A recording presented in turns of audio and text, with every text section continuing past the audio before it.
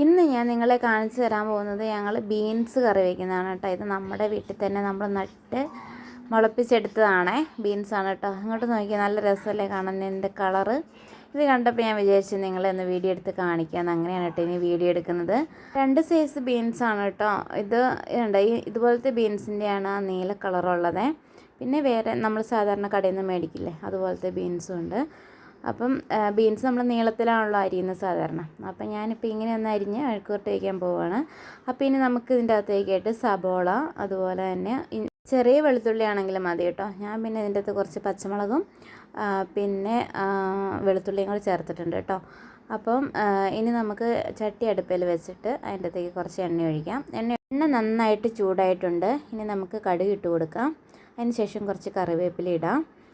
കറിവേപ്പിലയും കൂടി ഇട്ടതിന് ശേഷം നമുക്ക് കുറച്ച് മഞ്ഞൾപ്പൊടി ഇട്ട് കൊടുക്കാം കേട്ടോ. മഞ്ഞൾപ്പൊടി ഇട്ടതിന് ശേഷം നമുക്ക് അരിഞ്ഞു വെച്ചിരിക്കുന്ന ബീൻസും എല്ലാം കൂടെ അതിൻ്റെ അകത്തോട്ട് ഞാൻ ഇട്ട് കൊടുക്കുവാണ്. വീഡിയോ ഒരു കൈ കൊണ്ട് എടുക്കുവാണ് കേട്ടോ. അപ്പോൾ എല്ലാം കൂടി ഇട്ട് കൊടുക്കുമ്പോഴത്തേക്കും താഴെ പോകുമെന്ന് അറിയത്തില്ല, എന്നാലും ഞാൻ ഇട്ട് കൊടുക്കുവാണേ. അപ്പോൾ ഇനി നമുക്ക് ഇതിന് കുറച്ച് ഉപ്പും കൂടെ അതിൻ്റെ അകത്തോട്ട് ഇട്ടിട്ട് നമുക്ക് നന്നായിട്ടൊന്ന് ഇളക്കി കൊടുക്കാം.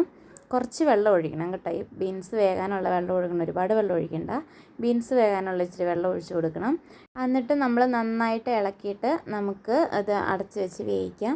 ചെറിയ തീയിലിരുന്ന് വെന്താൽ മതി കേട്ടോ. ഇടയ്ക്കിടയ്ക്ക് നമ്മൾ ഇളക്കിയിട്ട് കൊടുക്കണം, അടിയിൽ പിടിക്കാതെ. അപ്പോൾ അങ്ങനെ നന്നായിട്ട് ഇളക്കി കൊടുത്ത് നന്നായിട്ട് അടച്ച് വെച്ച് വേവിക്കാം. നമ്മൾ വീട്ടിൽ നട്ടു വളർത്തിയതായതുകൊണ്ട് വിഷമൊന്നും അടിക്കാതെ നല്ല പച്ചക്കറി നമുക്ക് കഴിക്കാൻ പറ്റും കേട്ടോ. അതുകൊണ്ട് എല്ലാവരും പച്ചക്കറിയൊക്കെ നടാൻ ശ്രമിക്കുക. അപ്പോൾ നമ്മൾ നന്നായിട്ട് അടച്ച് വെച്ചിട്ടുണ്ട്. ഇനി നമുക്ക് ചെറിയ തീയിൽ നന്നായിട്ട് വേവിച്ചെടുക്കാം. അതുകൊണ്ട് അപ്പോൾ വെന്തിട്ടുണ്ട്. അപ്പോൾ എല്ലാവർക്കും വീഡിയോ ഇഷ്ടപ്പെടുന്നതെന്ന് വിചാരിക്കുന്നു. എൻ്റെ വീഡിയോ ആദ്യമായിട്ടാണ് കാണുന്നതെങ്കിൽ സബ്സ്ക്രൈബ് ചെയ്യുക. അതുപോലെ തന്നെ വീഡിയോ ഇഷ്ടപ്പെട്ടെങ്കിൽ ലൈക്ക് ചെയ്യുക, ഷെയർ ചെയ്യുക, കമൻറ്റ് ചെയ്യുക. അപ്പം ഇന്നത്തേക്ക് ഇത്രയേ ഉള്ളൂ. താങ്ക്